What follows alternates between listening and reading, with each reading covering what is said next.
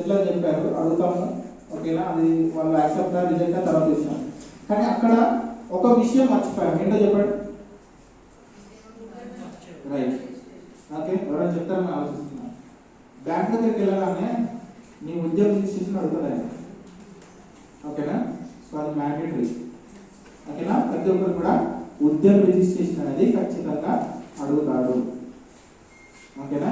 ఉద్యోగ రిజిస్ట్రేషన్ బట్టే అది చూసే నువ్వు ఏం నీ యొక్క అది గుర్తిస్తాడనమాట, ఓకే?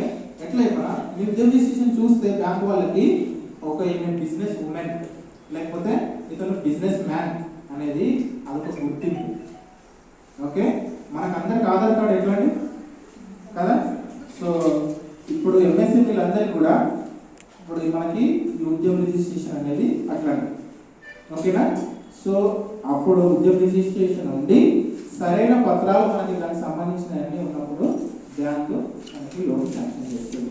దాని తర్వాత మనం ఎక్విప్మెంట్ కొనుక్కోవచ్చు, దాన్ని ఎట్లా బిల్డప్ చేసుకోవచ్చు, దాని తర్వాత మార్కెటింగ్ ఎట్లా చేసుకోవాలి, ఓకేనా? దాని తర్వాత దాన్ని ఎట్లా ఎక్స్టెండ్ చేసుకోవాలి, దాని మీద ఎట్లా రన్ చేసుకోవాలి, దాని తర్వాత ఎట్లా దాని మీద బిల్డప్ అవ్వాలనేది అది మన మీద డిపెండ్ ఉంటుంది. అర్థమైందండి? అర్థమవుతుందా? బోరింగ్ కాదు, అర్థమా? ఏం లేదు కదా? Okay, right, okay.